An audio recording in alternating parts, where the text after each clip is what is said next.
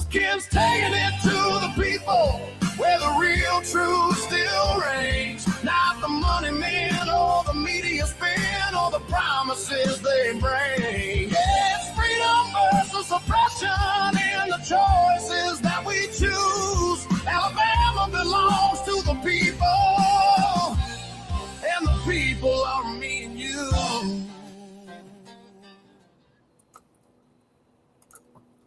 I like that song.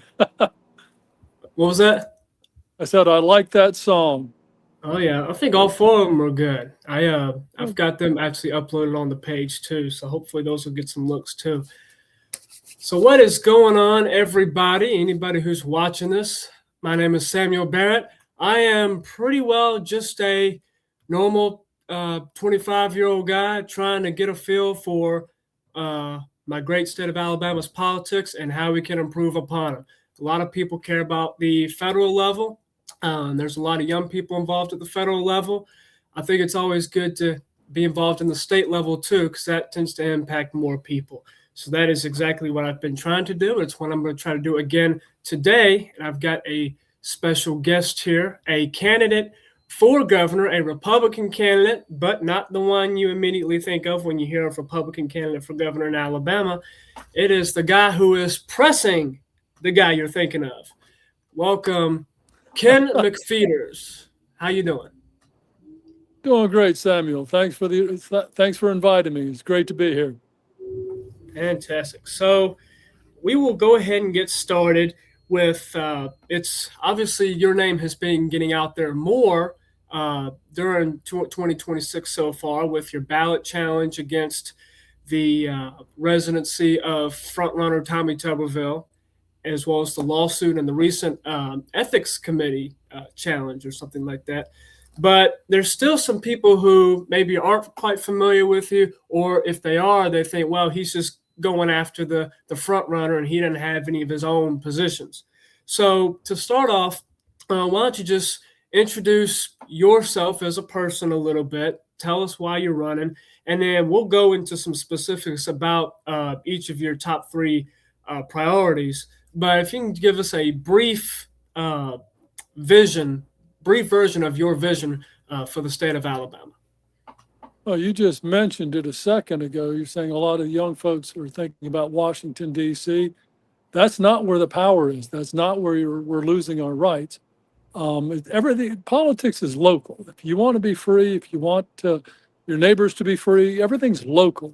And I ran 2 years ago, I knew I wouldn't win against Gary Palmer. I spent $25,000 of my own money to run for Congress because I wanted to talk about the craziness that was happening globally and the globalists that control Washington, D.C. over the COVID nonsense. And I didn't win, but I got to talk about what I wanted to talk to, our monetary policy that's behind a lot of our ills.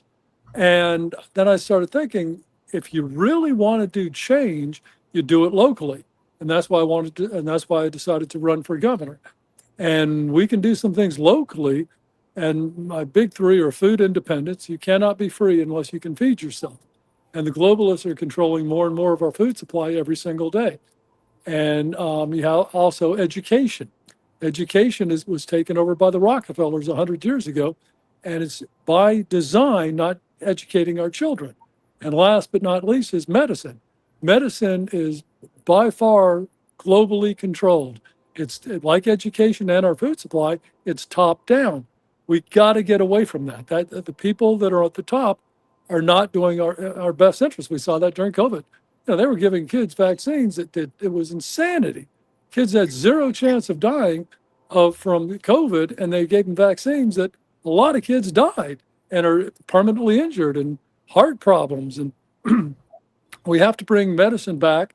We have to take it back from the globalists and the bureaucrats and the regulators. We have to take our education back from the globalist bureaucrats and educators that are by design not educating our kids. And we have to bring food back. And the food literally was destroyed. Our food independence was destroyed in the small farmer by our politicians.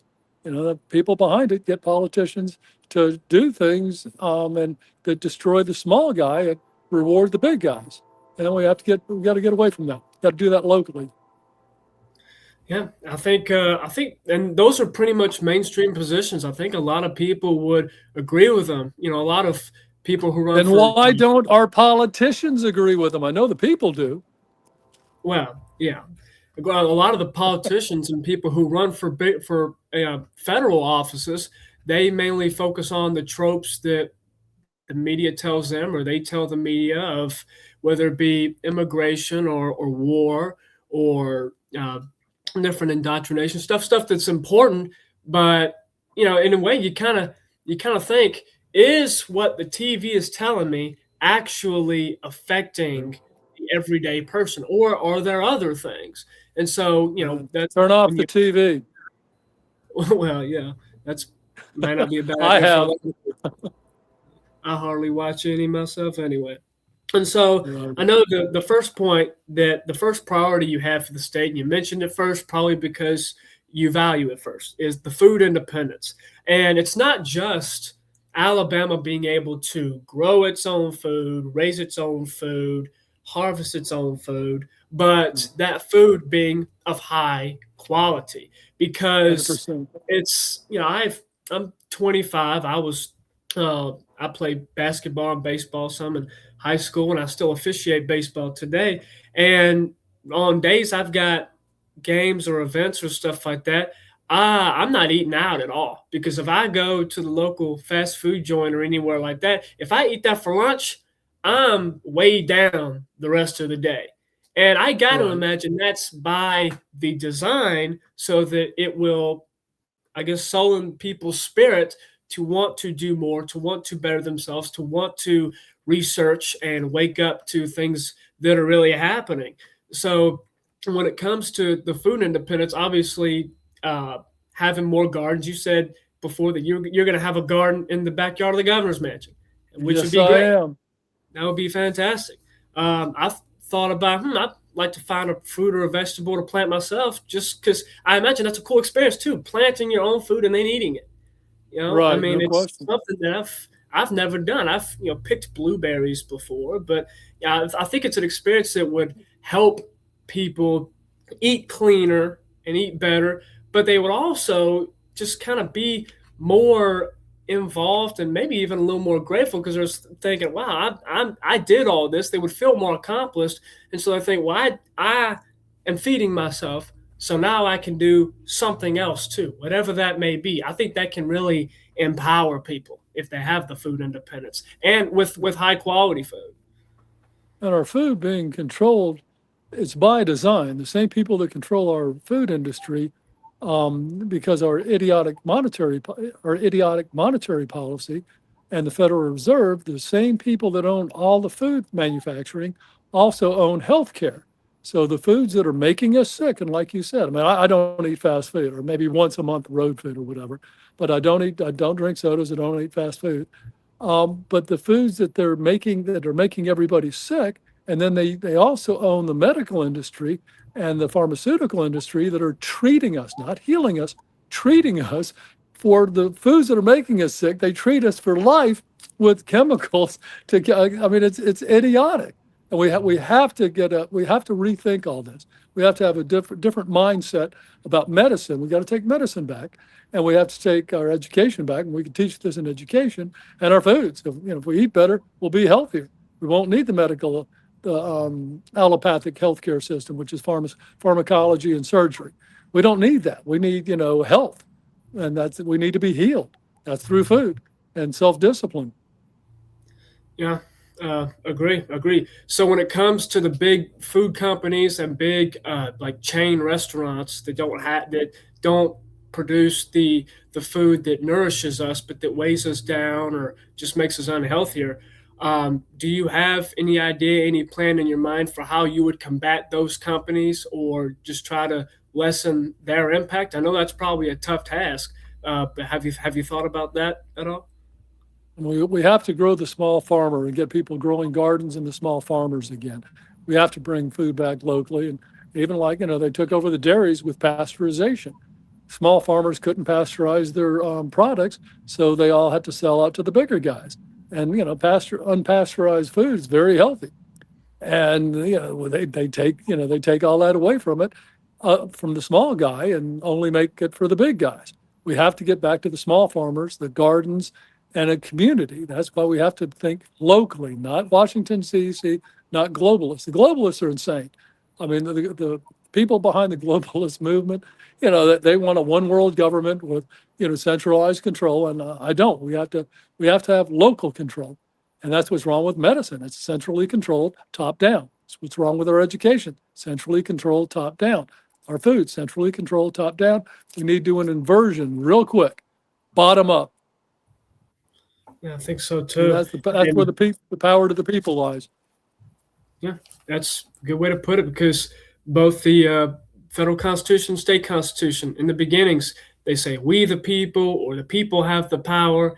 That's where it starts, and clearly that is Right. not where we've gone as of late. I think we can get back to it, but it's got to come with intentional effort, and intentional effort is not going to be voting for the person they tell you on the TV to vote for, unless you agree with them. But for the most part, even those Well, I mean, they can't. they don't have any opinions. They do what they're told. I mean, they're giving, my opponent $20 million to convince the people that he's working for them and not the people giving him $20 million. That's not the way it works. People that are writing him literally the first day he ran for when he announced he was going to be the next governor, not that he was running, he had people lined up. I think he got 8 or 10 checks the first day for $100,000. I mean, you don't hand someone $100,000 unless you want something in return. It's an investment. And I'm not taking that money. I've raised $353, but luckily my opponent's not constitutionally eligible to run for governor. So he's going to have to drop out before the primary, or then the Democrats are going to sue. I filed a lawsuit and just got notice today that the Judge Jeter, recused herself, and a new judge has been assigned the case, and they've been dragging their feet. And then I got to know she's just recused herself, so it's going to start all over. But we got to get him to step down before May 19th, because if not, then the Democrats are going to sue. He's going to have to prove he lives in Alabama, and he has not. All he's done is he just said, well, I live in, I have my homestead in Auburn, a one-bathroom house in Auburn. Him and his wife share his wife especially. He's made a ton of money. I mean, it's been extremely lucrative being an SEC head coach. That's a great paying job.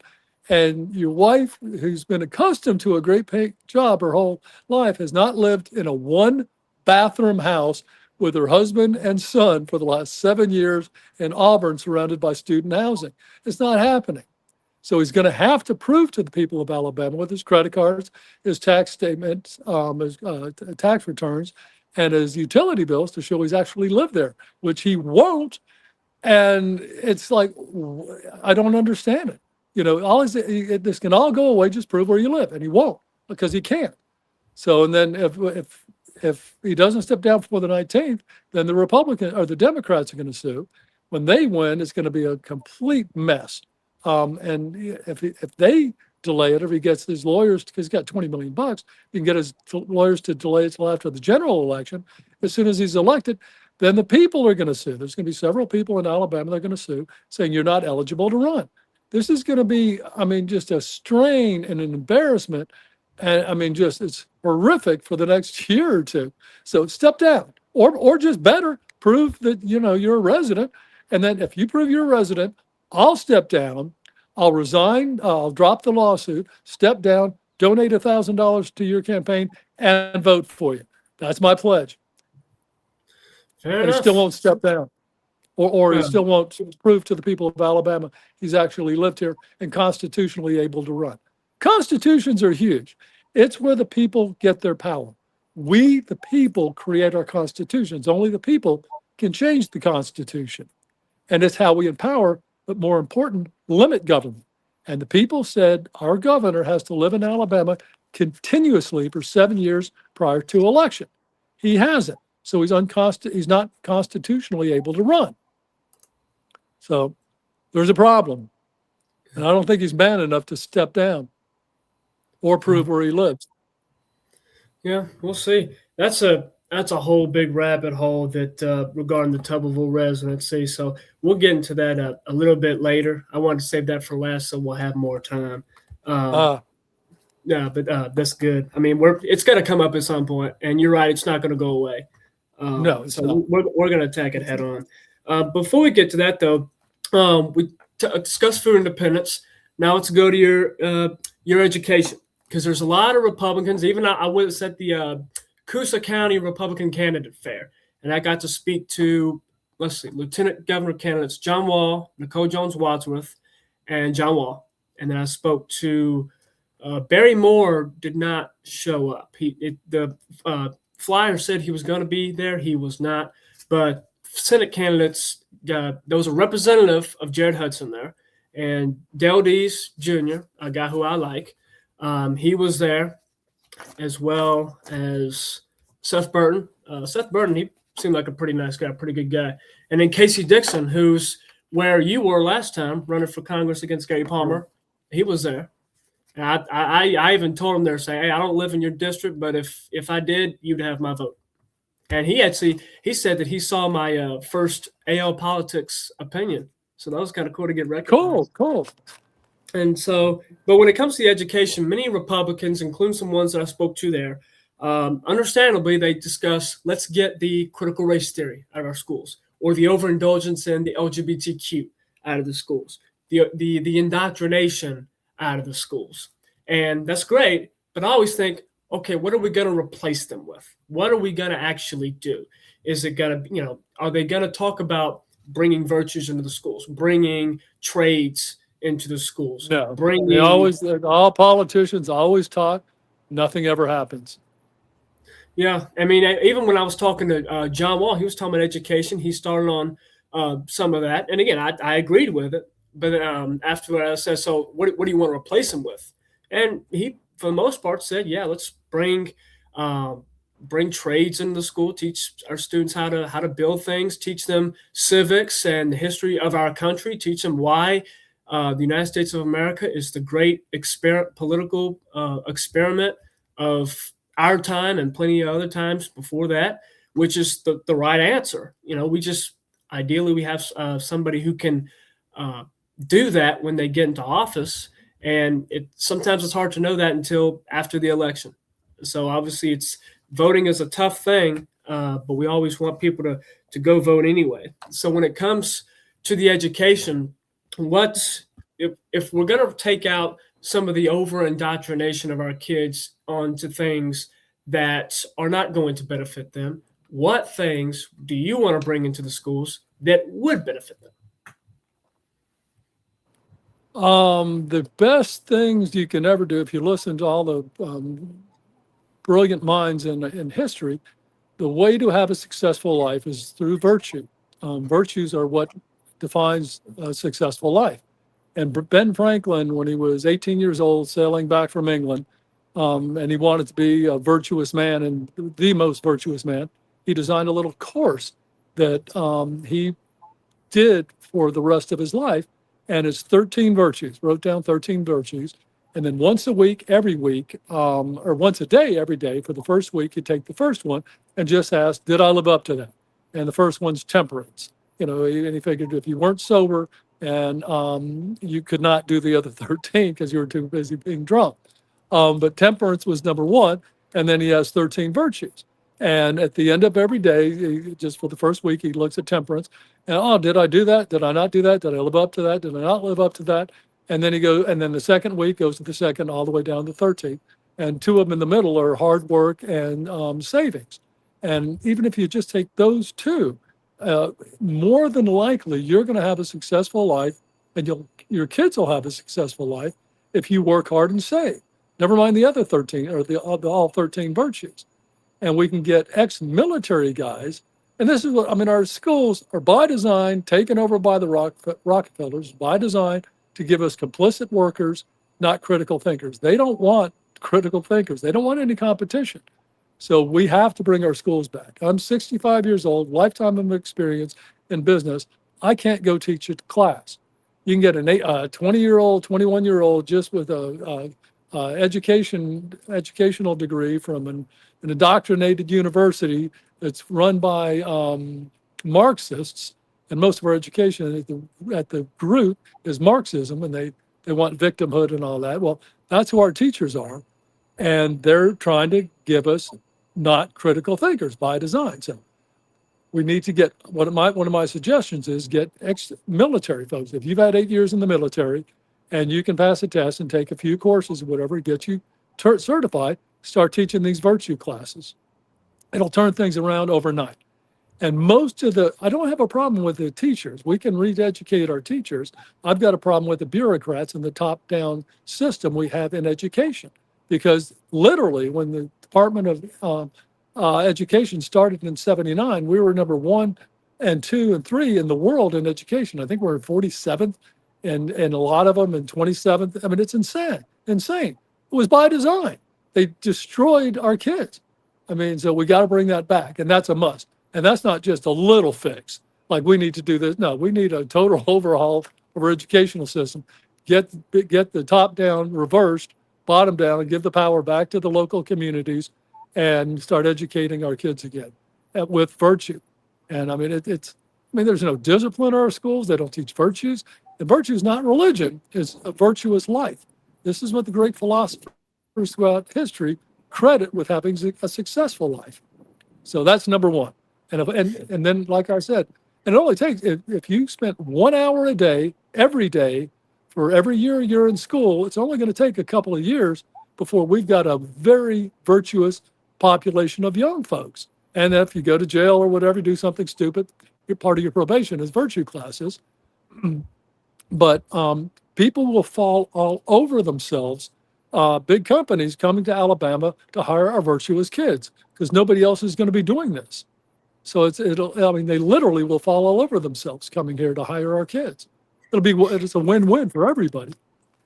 Yeah. And that's the only way you can be free. Ben Franklin said that only the virtuous can be free. And Thomas Jefferson said, and this is why our educational system is why it is. He said, an ignorant nation and a free nation is what never was and never will be. They don't want us free. They want us ignorant. So now, time to take back our educational system. That's huge. Food independence, that's the very key to freedom. That's the definition of freedom. It's being able to feed yourself. Next is virtue. And medicine will fall into line once we start eating right and take our medicine back from the globalists.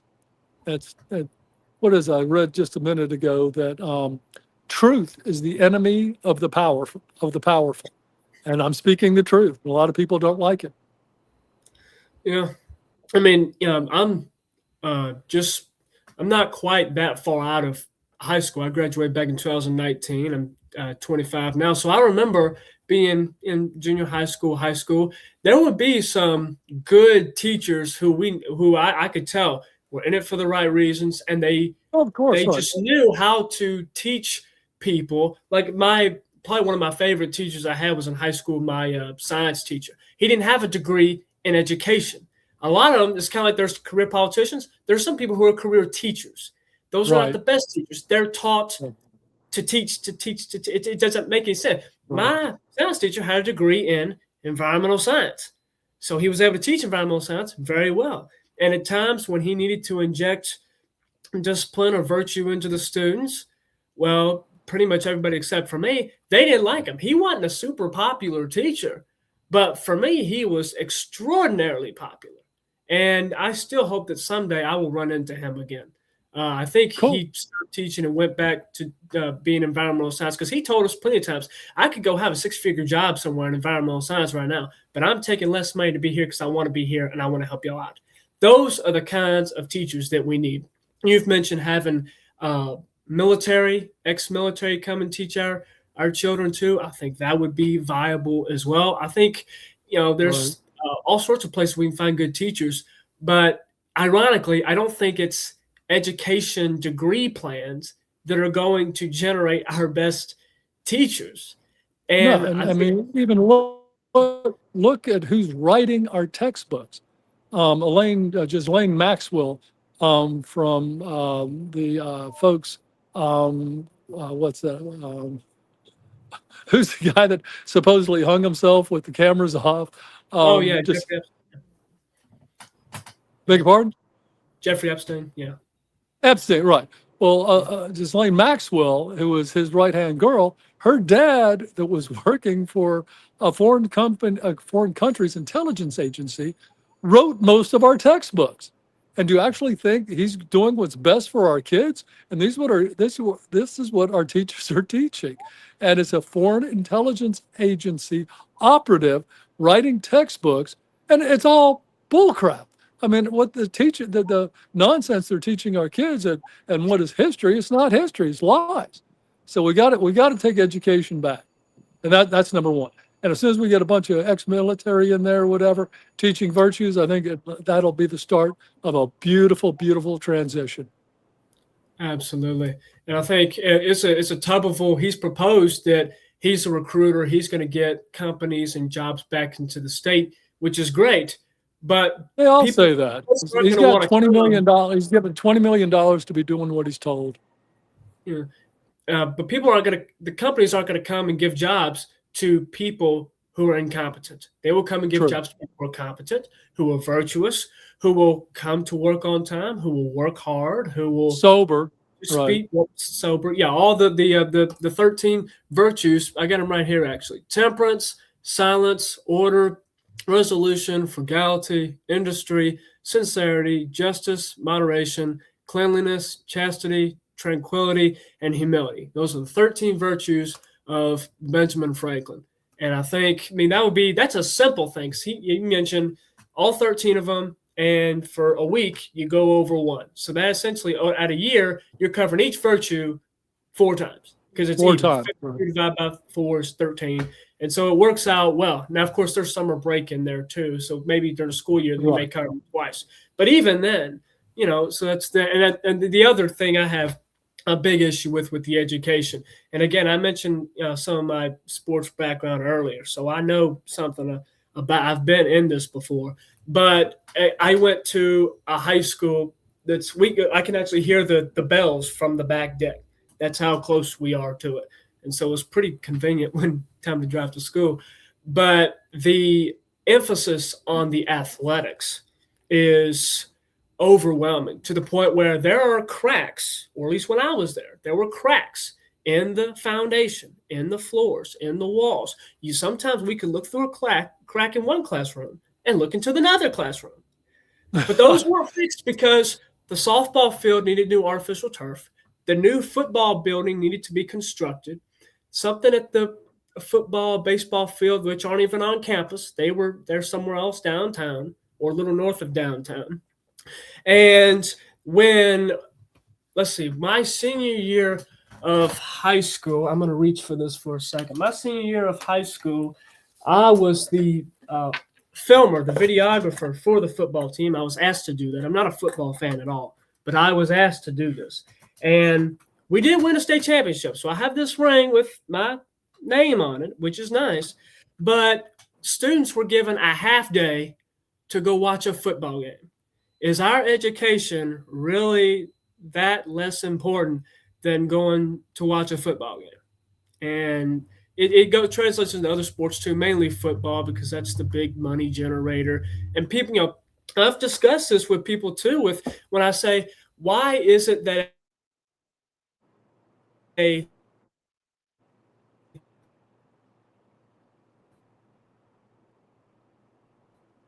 You're freezing up. High school student, they will get just what I refer to as chump change to a community college. And that's somewhat what I got. I got an academic scholarship to the local community college. And so I got my associate's degree. But then I know other people who they don't have the intelligence that I have. Not in an arrogant sense, but it's just a matter of look at me, look at them, or look at other people like me, look at other people like them. And again, I was in the football locker room a lot with guys getting offered every dime paid to go to Clemson University, University of Alabama, Auburn University. Right. Anywhere they want us. And the argument I hear in return is, oh, well, that generates money for the college. to me, that just makes it worse. That's what the college is emphasizing. They are not emphasizing the Right. education. They're not emphasizing the virtue. They're emphasizing the entertainment, which distracts people so they can't know the things that we're talking about here, like the food independence, the education, rethinking medicine. People aren't going to have time to think of those things if they're too busy with what they refer to as the bread and circuses. Give them the bread and circuses, and they'll never revolt. And so, I think I've said it, but I said it multiple times on Saturday, this past Saturday at Coosa County, and I'll continue to say it.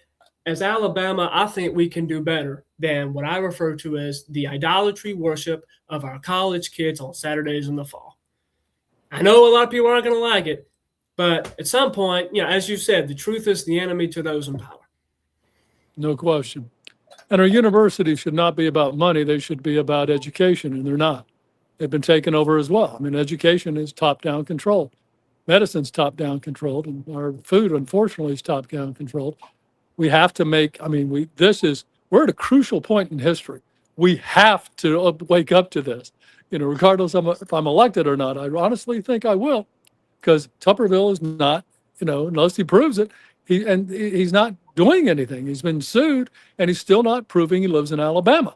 So it's kind of like he can't. So that means he's constitutionally not eligible to run, or he would prove he lives in Alabama or has lived in Alabama for 7 years. So it's a great time where we can have a governor that doesn't owe $20 million in favors. I've got $353 in donations intentionally. I haven't asked for money. And it's kind of like, because I know he's not going to be eligible to run. So I'll be the last man standing. And then, the Democrats, I'm a yellow dog Republican. I'll vote for a yellow dog over any Democrat in Alabama. So, that's most people. I think a dead dog could beat a Democrat in Alabama for governor. So especially, who that some think will be the governor, Doug Jones. Or the Democrat nominee, Doug Jones. He's a Mountain Brook liberal, and that's not that's not a compliment, calling someone a Mountain Brook liberal. So I don't think he'll resonate with the people statewide. No, I don't really think so. I think there's a lot of Democrats even who are speaking out against him. That's why Right. there's so many Democrats running there, because I know Will Boyd's running, and I've listened to him. He sounds pretty reasonable. Chad Martin, same thing. Jamel Brown, I'm not exactly sure how serious he's taking the campaign, but he's running. Yolanda Flowers, I feel the same way. To me, there are only two candidates running for governor that, in my mind, I would say absolutely no way this person cannot be our governor. That's Yolanda Flowers and Doug Jones. They are the bought-out leftists that are going to be owned by D.C. And that's how Yolanda was the Democrat nominee last time. It's how Doug Jones is slated to be the Democrat nominee this time. And then there's also Nathan Mathis. I don't know much about him at all on the Democrat Like side. you said, owned by D.C. The establishment is behind my opponent, top to bottom. And, he's been against our Second Amendment. You couldn't criticize a foreign country's war. He was against the Epstein files being released. He's for the war in Iran right now. And most importantly, in the big, beautiful bill, he announced that when he said he was going to be our governor as a launch party. He said, we got to get back up and pass the big, beautiful bill.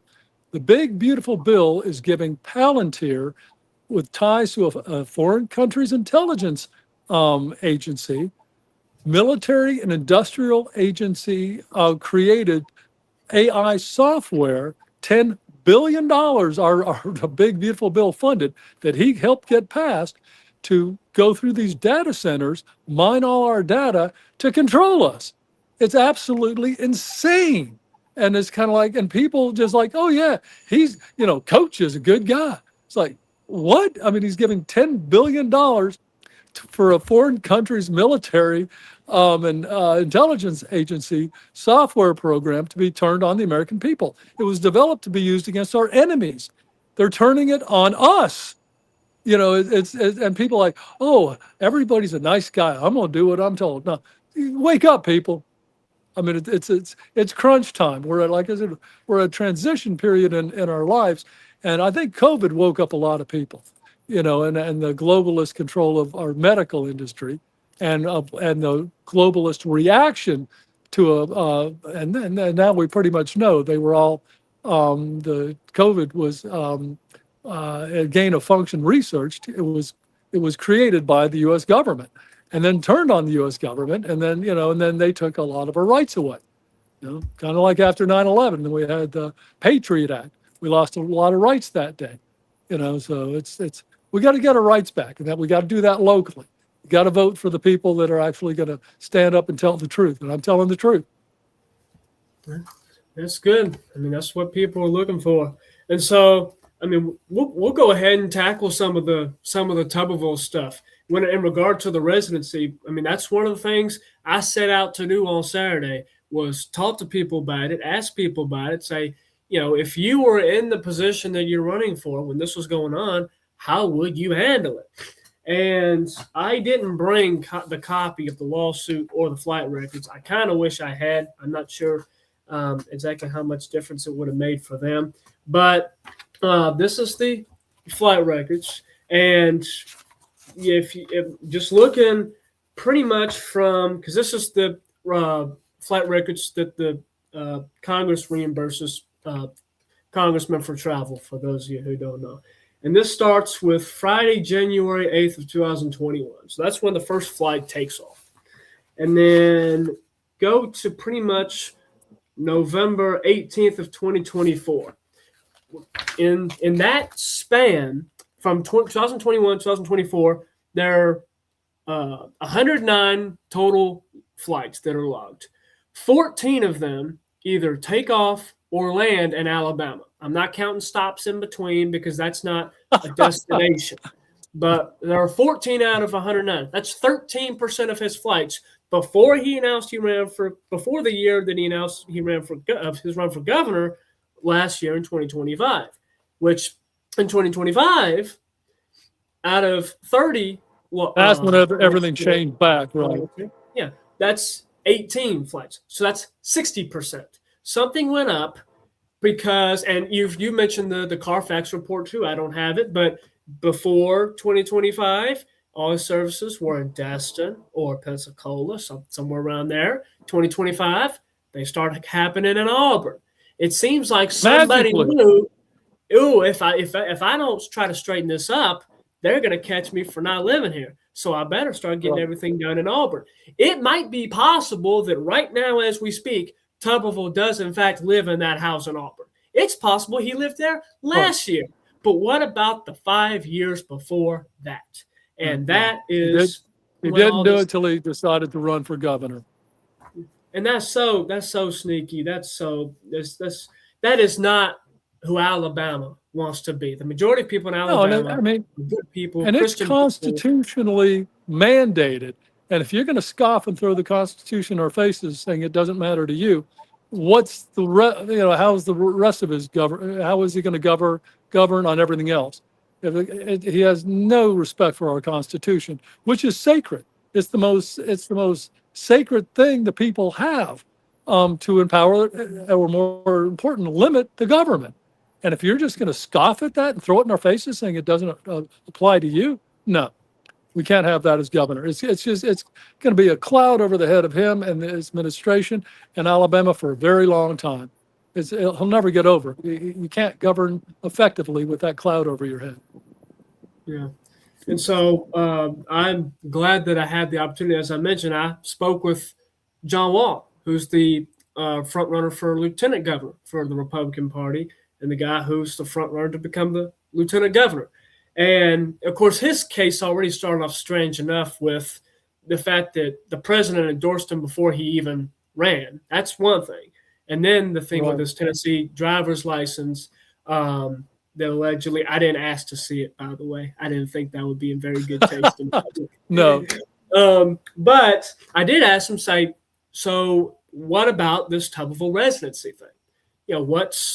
I forget exactly what my question was, but I'll give him credit. He didn't just fill me up with a bunch of fluff that didn't make any difference. He said that, and he cited both Section 117 and 118 of the Alabama State Constitution, 117, that it requires a residency of 7 years, and it doesn't use the word domicile. Now, your lawsuit translates domicile in there, but to his point, the Constitution doesn't say domicile. It says residency. Now, whether that translates or not, that's something different. He was just going off of what it flatly says. But then he brought up another point of Section 118 that says that everybody, let's see, for the governor, lieutenant governor, attorney general, state auditor, secretary of state, state treasurer, and commissioner of agriculture and industries. It mentions their compensation. And then it says, and shall, except the lieutenant governor, reside at the state capitol during the time they continue in office, except during epidemics. And so he made a point saying if that was truly enforced, because a lot of them, they maybe rent an apartment in Montgomery. They don't actually live there, but they get something there so they can say they have something there. And if we went by domicile, people like Wes Allen and people like Steve Marshall, a lot of them would then be ineligible too. And that's an interesting point. It kind of made me think, well, does that mean that everybody there is corrupt and everybody there is not doing what they're supposed to do? Or does it mean that if everybody's doing it, then it makes it okay? Or and Wall said, well, I think that makes everybody okay because it doesn't mention domicile, it mentions residency. So when I guess now is that in our Constitution or is that a law? The portion about those members needing to reside in Montgomery, I'm looking here. That's in Section 118 of the Constitution. Okay. But I'm not sure exactly how, if I mean, I guess it's a good point. So, I mean, I'll give him credit for that.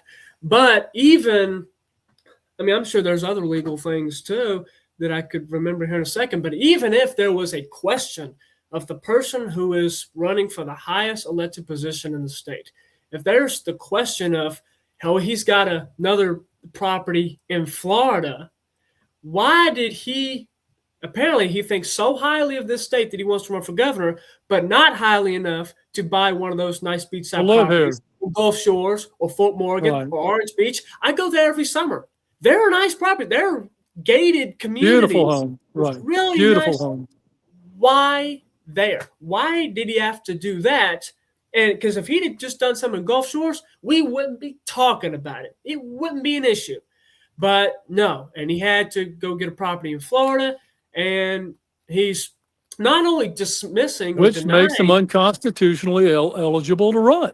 I mean, I don't care what anyone else says. It's clear you have to be a resident citizen for 7 years prior to election. So it's kind of like, and he's not. So I mean, nothing else matters, And everybody knows. I heard someone from the Republican. Well, what does resident citizen mean? Lawyers will screw up anything. And, I remember Bill Clinton, what is. Well, I think the people of Alabama know what a resident citizen means. You need to be a citizen and living in Alabama 7 years, not Destin, not in your, $6 million beach pad. I mean, beautiful. And I don't belittle them or I mean, if I had a $6 million house in Destin, that's where I would be living. No question. I mean, period. I mean, I'm not stupid. I would not share, a one bathroom house with my wife and my son. And I know my wife wouldn't, so it's kind of like, but anyhow, that's gonna haunt him and be a cloud over him. And if he decides to stay in the race over the general election up until November, and then over his administration, if indeed he does win. I mean, it's going to be it's horrible for the ALGOP. It's horrible for Alabama. And it's just I don't understand why he's putting himself, never mind the rest of Alabama, through this. Yeah, I mean that's the thing I was thinking. It's horrible for Alabama, for the image of Alabama, right. That I think we can do so much better than.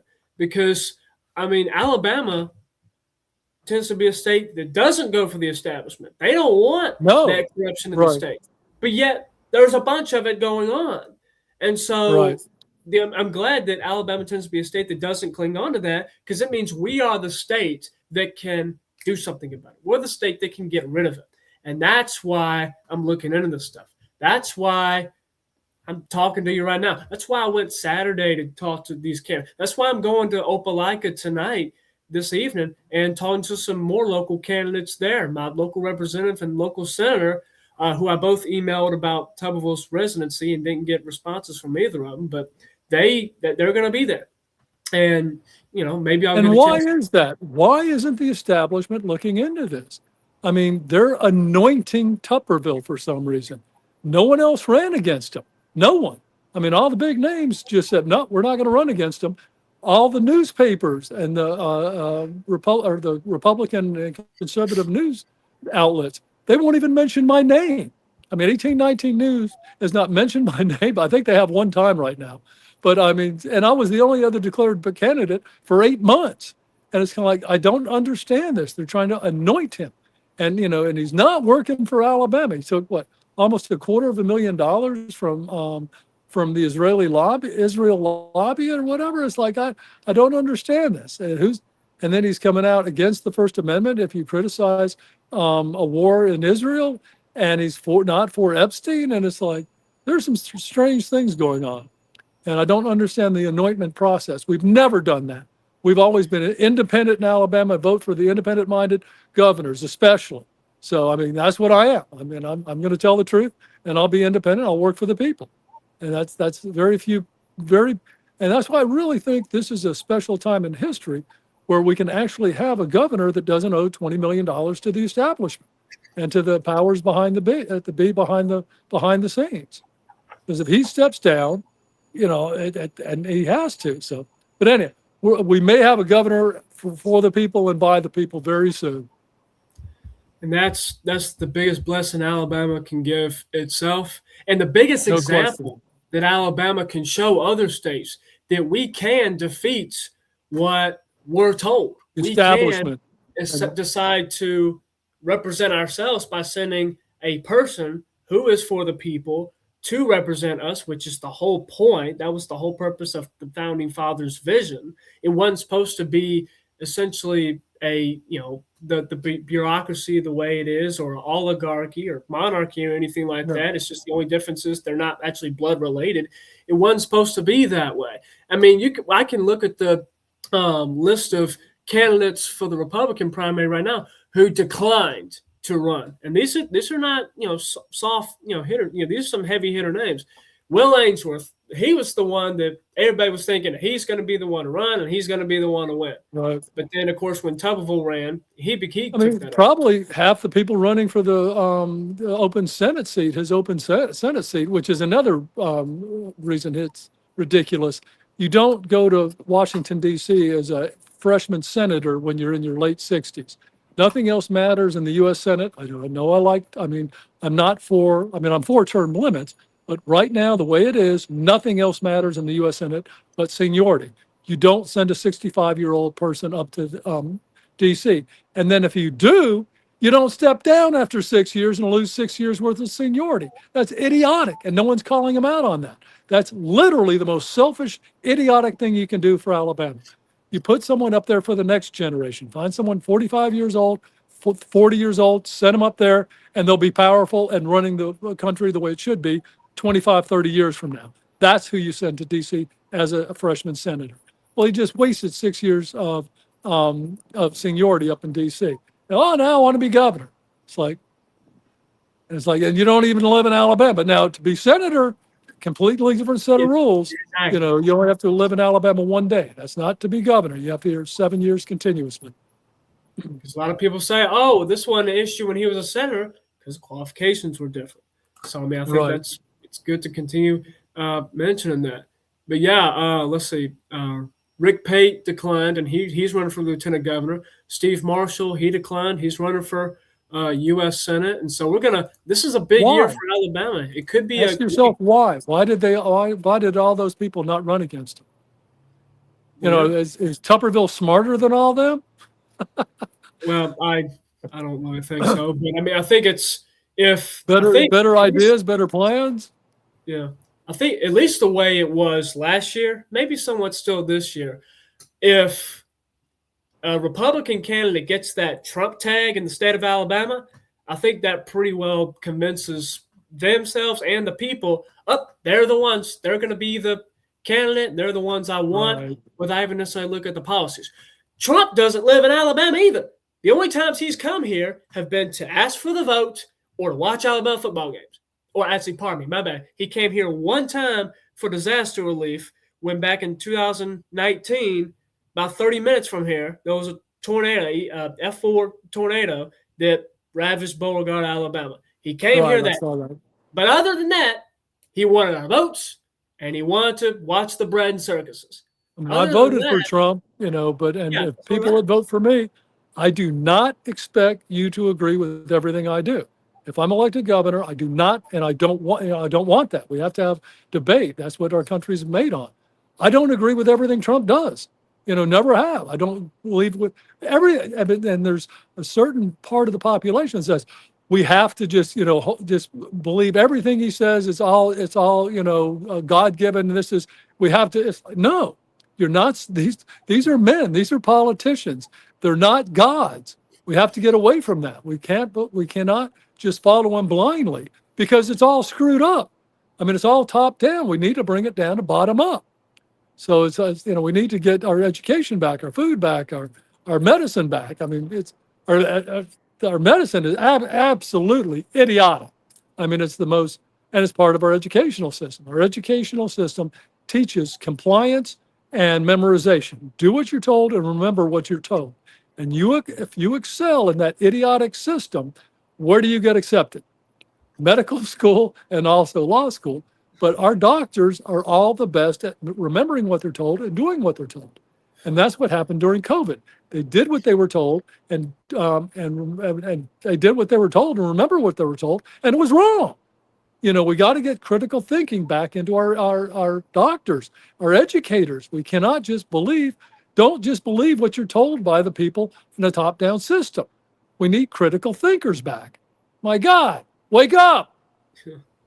And then the lawyers, not only are they good at memorizing what they're told and doing what they're told, they're good at twisting whatever they're told. Everything they're told, however they need to, which is probably what Tuberville's banking on. Because there's not a lot of justice in our judicial system right now.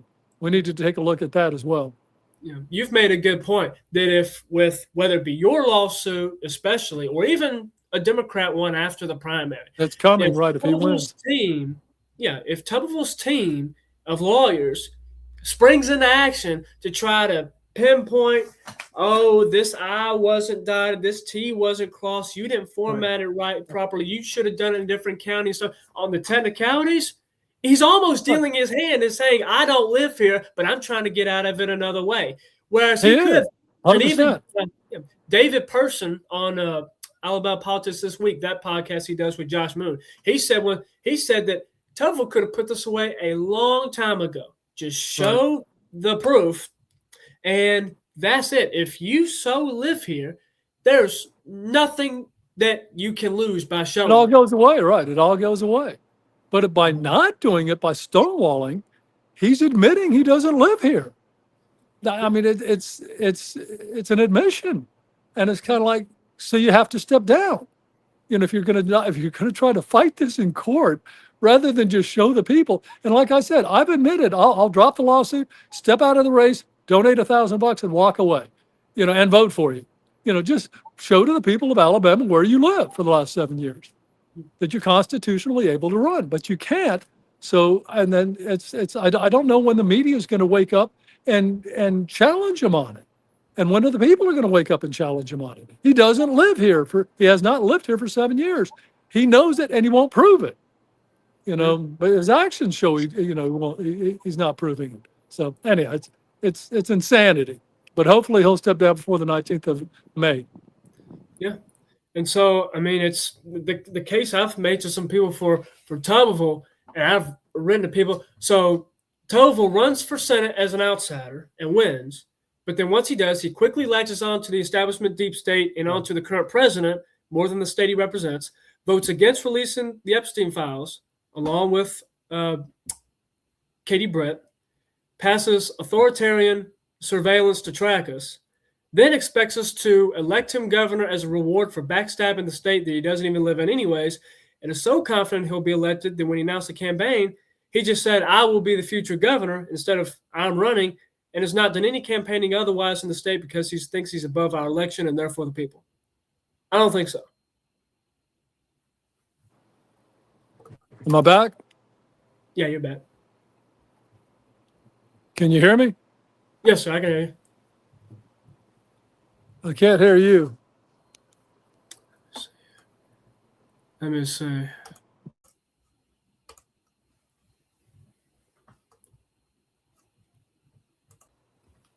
So essentially what I've told people is, so Tuberville, as far as his track record, he runs for Senate as an outsider, wins, then quickly latches onto the establishment deep state and onto the current president more than the state he represents, votes against releasing the Epstein files, just like Katie Britt did too, the first time. They later voted okay, but at first they voted no. Right. Passed authoritarian surveillance to track us through the Palantir you were talking about, then expects us to elect him governor as a reward for backstabbing the state that he doesn't live in anyways, and is so confident he'll be elected that when he announced his campaign, he said, I will be the future governor, not I'm running, and has not done any campaigning otherwise because he thinks he's above the election and therefore above the people and above the Constitution, apparently, too. I don't think so. Why should he really hasn't done a whole lot of campaigning either. Because, I mean, it's a foregone conclusion. He knows that and I've always said, I mean, do you trust the media? Do you trust TV and the media? It's like most people, you know, and do you trust the establishment? And do you trust politicians in DC? And do you trust the money behind the politicians in Montgomery and DC? And most people will say no to all of those. Well, every one of those is 100% behind my opponent. So it's kind of like, and 100% against me. So if all those you don't trust, vote for me. Yeah. So let's, just so we can cover our bases, let's say that between now and the primary, with enough time so that the ballots are still able, maybe either to be corrected or people will know that Tuberville's not eligible anymore and they won't bubble his name in. But let's say that Tuberville is removed, he steps down, whatever it is, and then that leaves you and Will Santovesi. I don't know how much you've looked into him, but I mean, have you thought about what your plan would be for winning over him? Because I've heard every now and then I hear somebody will say, "Oh, well, Ken is doing is attacking Tuberville. So if Tuberville is dropped out, I'm going to vote for Santovesi." I think his name is pronounced. But have you thought about what your plan would be against him? I mean, one thing is then I could actually get my message out. Because I'm not just attacking him, that's all the media reports on, but the media is hiding what I represent and what my plan is with food independence, with our total overhaul of our medical system and our school systems. And that's to start. We got to bring the power back to the people. And the Constitution, I mean, my number one, if you read Article 1, Section 35 of Alabama's Constitution, and the Constitution is how people empower our government, like I said, you know, and more importantly, limit it. It's how we are, the people have the power. They just need to be reminded of this and hold our government accountable.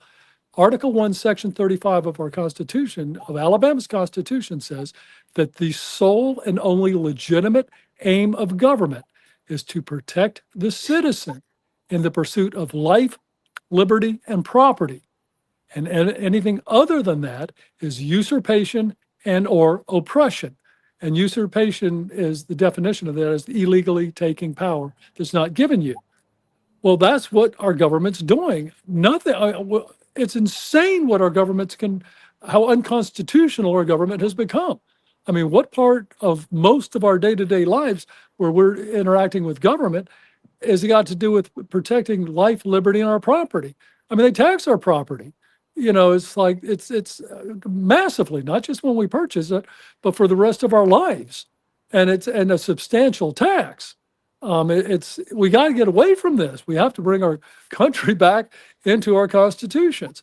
And you know, of course, the media doesn't. They're trying to get Tuberville. Oh, jobs. We're going to try to protect jobs, and you know, it's like I'll bring jobs to Alabama, and it's like they're not getting my message out there intentionally by design. They don't want it to be known. But so, and then I've got to prove that he's not living in Alabama because he's because they're not. The media's not. The media could take this or take care of this overnight. So could the ALGOP. So, but they're not intentionally. No one else. If the situation was reversed and I was running against him and I lived in Florida, I would be crucified. The media would crucify me. Well, you probably wouldn't be running anymore because the GOP would have heard the ballot challenge and you'd have been taken off. Exactly. I would have been, kicked off the ballot instantly. As you should have been if that was the case. Exactly. But I would expect them to. Now that since the tables have turned and Tuberville is in Alabama, he's the football name, and as I mentioned, people they idolize the football and the bread and circus and all that, and he's the Trump endorsed candidate. I wonder if Trump even looked at any other candidates other than Tuberville and Jones, to be perfectly honest. I don't know. Right. I don't think he did. I do need to wrap this up because I got to head up to Northeast Alabama, though. That's fine. We'll go ahead and wrap that up now. And in case, if anybody ever gets one of Ken's cards running for governor, you will see Article 1, Section 35 and the definition of usurpation on the back. So to wrap this up, do you got any events coming up, places where people can listen to you speak? And is there any final message you'd like to give us? The best way, you can go to Ken 4 gov.com, or you can follow me on Facebook, Ken McFeeters on Facebook, and Ken for Gov on Facebook, and some of the social media platforms. And get the message out. And when you see the videos that I'm putting out there, get them out to the folks, because I'm the only one telling the truth. They're saying, all I'm doing is attacking Tupperville. All I'm doing is telling the truth. And it's it's an affront to the establishment. They don't want the truth to be known. They want you to think, oh yeah, an ex-coach with name recognition's the best thing for Alabama. No, it's not. One, you have to be constitutionally able to run, and number two, you got to have some good ideas about bringing the power back to the people. Bottom up, and that's probably the only politician that's trying to get rid of power, not consolidating power. That's what government mostly does. And our legislators do.